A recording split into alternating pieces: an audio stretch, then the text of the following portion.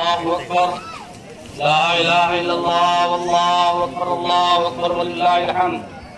الله أكبر الله أكبر لا إله إلا الله والله أكبر الله أكبر ولله الحمد الله أكبر الله أكبر لا إله إلا الله والله أكبر الله أكبر ولله الحمد الحمد لله الحمد لله نحمده ونستعينه ونستغفره ونؤمن به ونتوكل عليه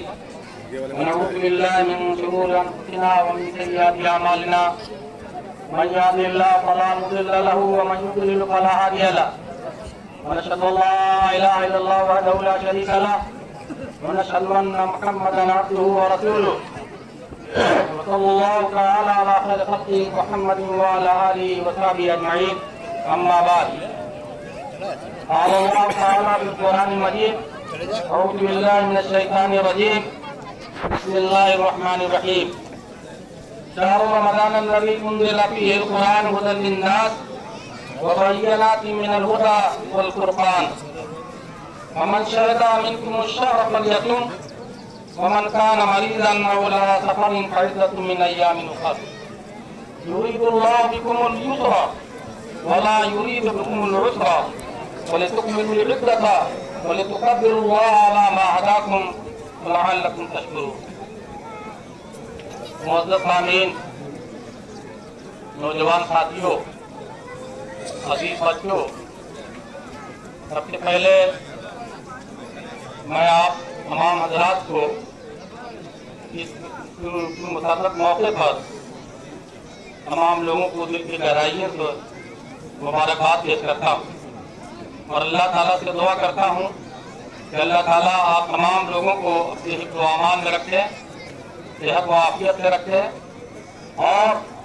رمضان میں جو ہم نے عبادتیں کی ہیں، جو اللہ تعالیٰ کے سامنے کھڑے ہو کر گڑگڑایا ہے، توبہ اور استغفار کیا ہے، اللہ تعالیٰ تمام اعمال صالحہ کو ہمارے اور آپ کے تمام لوگوں کے اعمال صالحہ کو قبول فرمائے۔ محترم حاضرین، یہ عید الفطر ہے اور یہ خوشی اور مسرت کا موقع ہے۔ اس کو یوم الشکر میں کہا جائے، اس لیے کہ ہم تمام لوگ اللہ کی بارگاہ میں 2 رکعت ادا کر کے اللہ تعالیٰ کا شکر ادا کر رہے ہیں۔ یہ شکر کس بات کا ہے کہ اللہ تعالیٰ نے ہم تمام لوگوں کو ماہ رمضان جیسا مبارک مہینہ عنایت فرمایا اور ہم نے روزے رکھے، قیام کیا، تلاوتیں کی، تہجد پڑھی، تراویح پڑھی اور بہت سے نیک اعمال اللہ تعالیٰ کی راہ میں خرچ کیا، غریبوں اور مسکینوں کی مدد کی، صدقات و خیرات کیے۔ یہ جو اللہ تعالیٰ نے ہمیں مہینہ عنایت کیا اور ہم لوگوں نے اپنی حیثیت کے مطابق اللہ تعالیٰ کی حکم کی اطاعت کی، تو اسی نعمت جو اللہ تعالیٰ نے ہمیں عطا کی تھی، اسی نعمت کا ہم یہ شکریہ ادا کرتے ہیں۔ اور ہم نے 2 رکعت اللہ کے سامنے دستاویز ہوئے، 2 رکعت پڑھی اور اللہ تعالیٰ کی بارگاہ میں دست دعا ہے کہ اللہ تعالیٰ ہمارے تمام اعمال کو قبول فرمائے۔ ہمیں یہ غور کرنا چاہیے، یہ جو ماہ رمضان ملا ایک تربیت کا مہینہ تھا، اور یہ عید کی خوشی ان مسلمانوں کے لیے ہے، ان صائمین کے لیے ہے، ان روزہ داروں کے لیے ہے جن کے بارے میں اللہ تعالیٰ نے یہ اعلان کیا تھا، من صام رمضان ایمانا واحتسابا غفر له ما تقدم من ذنبه، جس نے رمضان کا روزہ رکھا ایمان اور یقین کے ساتھ، اللہ کی رضا چاہتے ہوئے، اللہ کی خوشنودی چاہتے ہوئے، تو اللہ تعالیٰ اس کے پچھلے گناہ معاف کرتے۔ اسی طرح جس نے من قام رمضان ایمانا واحتسابا غفر له ما تقدم من ذنبه، جس نے قیام لیل کیا ایمان کے ساتھ، عقیدے کے ساتھ اور اللہ کی رضا چاہتے ہوئے تو اللہ تعالیٰ اس کے گناہ بخش دیے۔ اسی طرح من قام لیلۃ القدر ایمانا و احتسابا غفر لہ ما تقدم من ذنبہ، جس نے شب قدر پالی، شب قدر کا اہتمام کیا اور قیام کیا تو اللہ تعالیٰ اس کے گناہوں کو بخش دیا۔ یہ جو خوشخبری ہے حدیث میں، یہ ان لوگوں کے لیے ہے جنہوں نے رمضان کی روزے کی اہمیت کو سمجھا، رمضان کے روزے کی قدر کی، رمضان کا صرف روزہ بھوک پیاس کے ذریعے نہیں رکھا، بلکہ بھوکے پیاسے کے ساتھ ساتھ 5 وقت کی نماز کا اہتمام کیا، قیام کا اہتمام کیا، تہجد کا اہتمام کیا، تلاوت کا اہتمام کیا۔ جن لوگوں نے اس طریقے سے اس رمضان کے روزے کو رکھا، ان کے لیے یہ عید کی خوشی کا دن ہے۔ ان لوگوں کے لیے نہیں جن کے پاس کوئی عذر نہیں تھا، جو سفر میں نہیں تھے، بلا عذر شرعی جن لوگوں نے رمضان کے روزے جان بوجھ کر چھوڑ دیے اور اس کی ناقدری کی، ان لوگوں کے لیے یہ عید نہیں ہے، یہ خوشی کا دن نہیں ہے۔ ایسے لوگوں کے سلسلے میں اللہ کے رسول صلی اللہ علیہ وسلم نے فرمایا کہ نے رمضان کا روزہ کھایا اور روزہ نہیں رکھا، بلا کسی عذر شرعی چھوڑ دیا، وہ ہماری عیدگاہ کے قریب آ گیا۔ یہ وعید ہے۔ جہاں یہ نیک لوگوں کے لیے خوشی کا دن ہے، وہیں فاسق اور فاجر اور برے لوگوں کے لیے یہ وعید کا بھی دن ہے۔ اس لیے جن لوگوں نے اہتمام کیا اس کی قدر کی۔ اب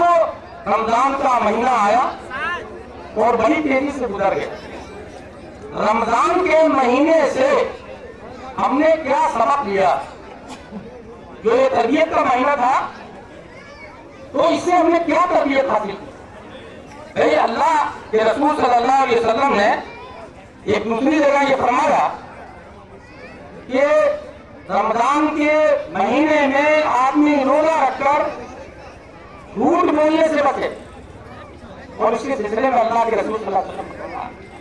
کہ جو شخص جھوٹ بات کو نہ چھوڑے اور اس پر عمل کرنے کو نہ چھوڑے تو اس کے بھوکے پیاسے رہنے سے کوئی حاصل نہیں، اس کو کوئی حاجت نہیں، وہ کتنے بھوکا اور پیاسا رہے، اگر روزے کی حالت میں جھوٹ بولتا رہے، غیبت کرتا رہے، لوگوں کی شکایت کرتا رہے، تو کوئی فائدہ نہیں روزے کا۔ روزے کا فائدہ یہ ہے کہ آدمی روزے کی حالت میں جھوٹ سے، غیبت سے، ایذا رسانی سے، مسلمان اور انسانوں کو تکلیف دینے سے اپنے آپ کو بچائے۔ تو اگر اس طریقے سے اس نے روزہ رکھا کہ اس کے شر سے لوگ محفوظ رہے، اس نے کسی کو تکلیف نہیں کی، کسی کی غیبت نہیں کی، کسی کو دل آزار بات نہیں کی، تو یہ روزہ اللہ تعالیٰ کو مقبول ہے اور یہ روزہ اللہ تعالیٰ کو پسند ہے۔ اسی طرح اس روزے میں ایک تربیت ہم نے یہ لی کہ روزہ ہم نے رمضان کے مہینے میں رکھا اور اللہ کی رضا چاہتے ہوئے ہم نے روزہ رکھا، اللہ کی قیمت چاہتے ہوئے، اور اللہ تعالیٰ اس کے گناہ کو بخش دیتا ہے، جیسا کہ میں نے شروع میں وہ حدیث پڑھی۔ تو اسی طریقے سے رمضان کا مہینہ ایثار و ہمدردی کا بھی مہینہ ہے، مواسات کا بھی مہینہ ہے۔ تو ہم نے اپنے بھائیوں کے ساتھ جو ہمدردیاں کی، جو محتاج تھے، جو غریب تھے، جو کمزور تھے، جن کا ہم نے تعاون کیا اور پورے دل کے ساتھ ہم نے انفاق کیا، اللہ کے راستے میں خرچ کیا، تو یہ ایک نیک عمل ہے جو اللہ تعالیٰ کو بہت پسند ہے۔ یہ ایک روزہ دار روزے کی حالت میں میرے محتاج بندوں کی مدد کرتا ہے۔ اسی طرح رمضان کے مہینے میں ہم نے قرآن کی تلاوت کا اہتمام کیا، اور اس رمضان کو ماہ قرآن بھی کہا جاتا ہے، جیسا کہ آیت میں نے پڑھی، شہر رمضان الذی انزل فیہ القرآن، یہ رمضان کا مہینہ جس میں اللہ تعالیٰ نے قرآن نازل کیا، جو لوگوں کے لیے ہدایت نامہ ہے، اور اس قرآن میں ایسی واضح تعلیمات ہیں جو سیدھا راستہ دکھاتی ہے، جو باطل اور کفر کے فرق کو واضح کر کے دکھاتی ہے۔ اور آگے اللہ تعالیٰ نے اسی آیت میں یہ بات فرمائی کہ جس شخص کو رمضان کا مہینہ مل جائے اسے روزہ رکھنا چاہیے۔ اور آگے یہ فرمایا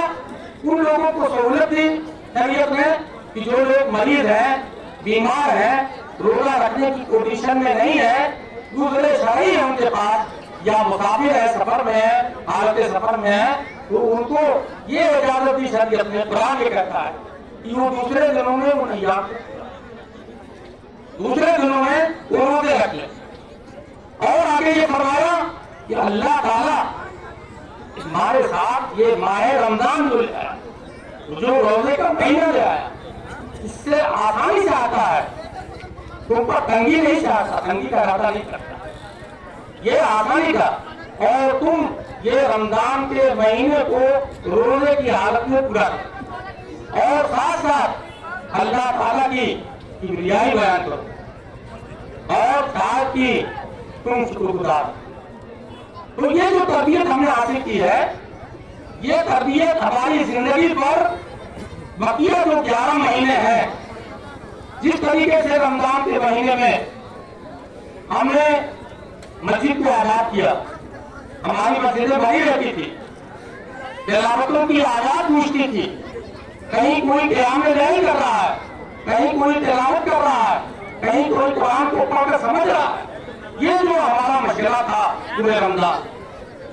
یہ رمضان کا جو مشغلہ ہمارا تھا، یہ رمضان کے جانے کے بعد یہ کیفیت ہمارے جسم پر 11 مہینے تھے۔ اگر ہم نے رمضان کے مہینے میں نماز پڑھی اور رمضان کے بعد نماز چھوڑ دی، رمضان کے مہینے میں تلاوت کی اور رمضان کے بعد تلاوت چھوڑ دی، رمضان کے مہینے میں تہجد پڑھا اور رمضان کے بعد چھوڑ دیا، تو اس کا مطلب ہے کہ یہ ہماری عبادت بے اثر ہے، اس عبادت کا کوئی حاصل نہیں۔ نیک عمل کے بعد عمل کا باقی رکھنا اور اس عمل پر قائم و دائم رہنا اور استقامت اختیار کرنا یہ ضروری ہے۔ یہ ہم عہد کریں کہ رمضان کا جو مہینہ ملا، اللہ تعالیٰ نے اس مہینے کے ذریعے ہماری جسمانی اور روحانی تربیت کی، اس کے اثرات 11 مہینے ہمارے جسم پر رہیں گے۔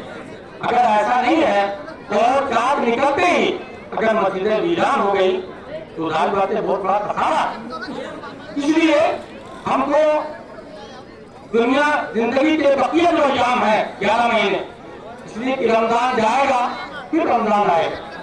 یہ ہم کو حیات ملی تو دوسرا رمضان ملے گا،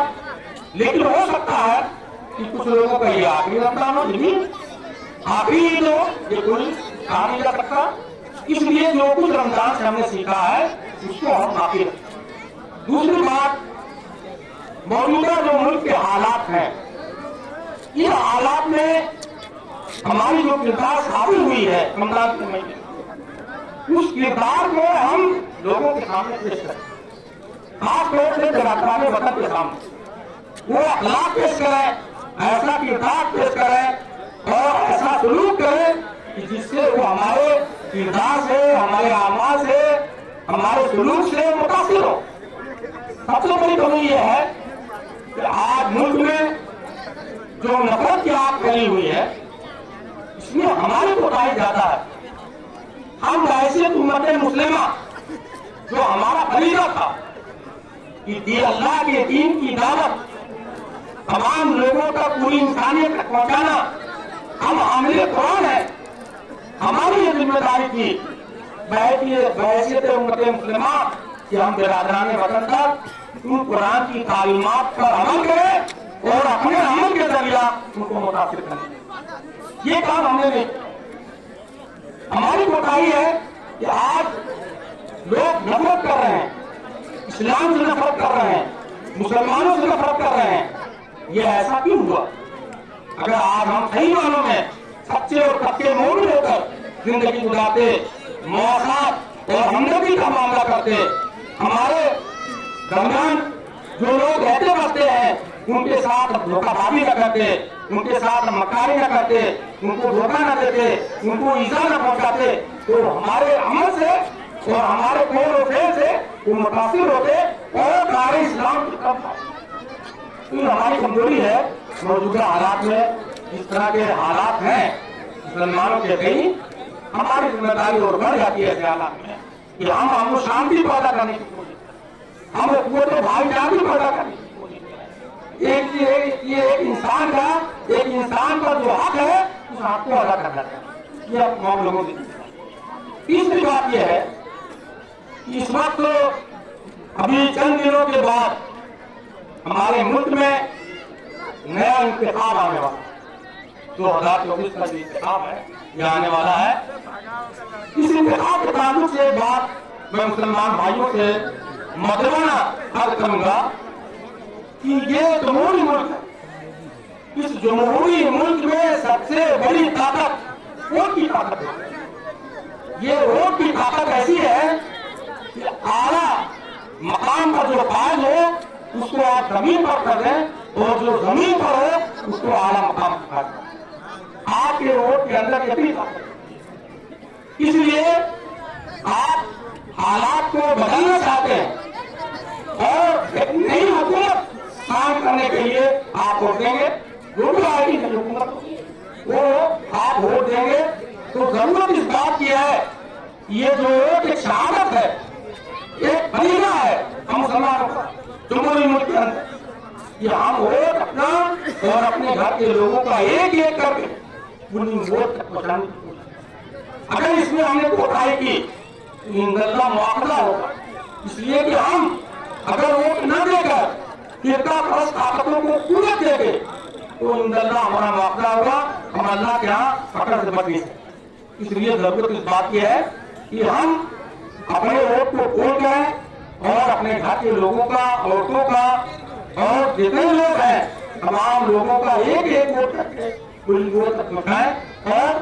ووٹ دیں اور لوگوں کے اندر یہ تشکیل کریں اور یہ اعلان کریں یہ اشتہار کریں کہ مسلمان اپنے ووٹ کو دیں اور ایسا انتخاب کریں جو ملک کے لیے امن و امان ہو ہم شانتی کا پیغام لائیں جس میں ہندو مسلم تمام لوگ باہم جیسے آج سے 30-40 سال پہلے باہم ہر آبادی میں ہندو مسلم مل جل کر رہتے تھے زندگی گزارتے تھے ایسی حکومت کو لانے کی کوشش کیجیے کہ جو ہندو اور مسلم جو خلیج ہے اس کو دور کرنے کی آخر میں ستیہ چت کا ایک مسئلہ ہوتا ہے آپ لوگوں میں سے بہت سارے لوگوں نے ستیہ چت ادا کر دیا ہوگا ہمارا ستیہ چت کا اعلان ہو چکا ہے گیہوں کا جو ستا ہے عام طور سے 50 روپے کا اعلان ہوتا ہے لیکن میں لوگوں سے یہ کہتا ہوں کہ غربا مساکین اور کمزوروں کا فائدہ دیکھتے ہوئے کہ آدمی 60 روپے ستا ادا کرے اور ستے کی مختلف نوع ہے مختلف اجناس ہے یہ نہیں کہ ایک آدمی لاکھوں روپے رکھتا ہے کروڑپتی ہے لکھپتی ہے وہ بھی گیہوں کا ستا ادا کر رہا ہے ایسا نہیں ہونا چاہیے آدمی کو اپنی حیثیت کے مطابق ستیہ فطر ادا کرنا چاہیے جس آدمی کی حیثیت گندم سے ستیہ فطر ادا کرنے کی ہو وہ گندم سے ستیہ فطر ادا کرے اور جس آدمی کی حیثیت جو سے ستیہ فطر ادا کرنے کی ہو تو وہ 110 روپے ادا کرے اور جس آدمی کی حیثیت یہ ہو کہ کھجور سے ستیہ ادا کرے تو اس کو چاہیے کہ 950 روپے دے ایک ستیہ فطر جس سے آدمی کی حیثیت کشمش دے سکتا ہے ستیہ فطر میں وہ 875 روپے دے اسی طرح پنیر کا ذکر آتا ہے جس میں اس کی قیمت 250 روپے یہ مختلف ستیہ فطر مختلف جناس کی ہیں تو ہر آدمی اپنی اپنی حیثیت کے حساب سے ستیہ فطر دینا چاہیے ایک مسئلہ ہم یہ بتانا ہے آپ لوگوں کے سامنے کہ عید کے دن قبرستان جانا بہت سارے لوگ اعتراض کرتے ہیں یہ کہتے ہیں بدعت ہے ایسا نہیں ہے عید کی نماز کے بعد قبرستان جا کر اپنے عزت و اقارب کے لیے مرحوم کے لیے دعائے مغفرت کرنا ایثار ثواب کرنا اس میں کوئی مذائقہ نہیں کوئی حرج نہیں آپ کر سکتے ہیں اور جانا چاہیے ایک اور مسئلہ ہے جو ہمارے دیہاتوں میں ہر جگہ ہے عید کے دن تعزیت اکبر جیسے ہمارے گاؤں میں ہر گاؤں میں کوئی نہ کوئی انتخاب کر سکتا ہے 2 مہینہ 4 مہینہ پہلے یا رمضان میں یا رمضان سے پہلے तो हमारे यहाँ एक माहौल है कि तमाम लोग इकट्ठा होके और ये जरूरी समझते हैं कि उसकी ताज़ियत हो, जबकि शरीयत नहीं है कि किसी की मौत पर ताज़ियत का जो वक्त होता है वो 3 दिन के अंदर अंदर ताज़ियत हो। लेकिन अगर कोई आदमी फांस है वो ताज़ियत में शरीक नहीं हो सका तो ईद से पहले आया तो वो आदमी जा सकता है, उसमें कोई हर्ज नहीं। लेकिन जो लोग तदफीन में, तजहीज में, दुआ मफरत में शरीक हो चुके हैं, ताज़ियत कर चुके हैं, वो लोग अगर ये जरूरी समझ के जाए कि ताज़ियत करना है, ये बिदात है, ऐसा नहीं करना चाहिए। इसलिए कि इस तरह करने से आप हम भी ताज़ा करेंगे तमाम लोग जाके, इसलिए इससे इज्तनाब करना चाहिए। ये चंद मसाइल थे जो मैंने आपके सामने बयान किए। अल्लाह ताला हम तमाम लोगों को नेक अमल की तौफीक अता फरमाए, सिरात मुस्तकीम पर चलने की तौफीक अता फरमाए। और हम लोग दुआ करें अपने मजलूम फिलिस्तीन के लिए कि अल्लाह ताला उन मजलूमीन फिलिस्तीन को, फिलिस्तीन के मजलूम की नुसरत करे, मदद करे और उनके ईमान में कुव्वत पैदा करे। ईमान वाकई में मुजाहिदीन का है, फिलिस्तीन के मुजाहिदीन का, कि वो बातिल कुव्वतों के सामने कम सारो सामानी के आलम में वो टिके हुए हैं और शहीद हो रहे हैं। मासूम बच्चे बिलक रहे हैं, अस्पताल नहीं मिल रहा है, इलाज नहीं मिल रहा है। अभी हाल ही में आपने खबर सुनी होगी, एक आदमी के कई बेटे और कई पुत्र को शहीद। ये अल्लाह ताला से दुआ कीजिए उनके लिए कि अल्लाह ताला उनको इस्तिकामत अता फरमाए, उनको कामयाबी अता फरमाए, क़िबला अव्वल पर गलबा अता फरमाए और मुसलमानों को अल्लाह ताला वापस दिलाए और जालिम और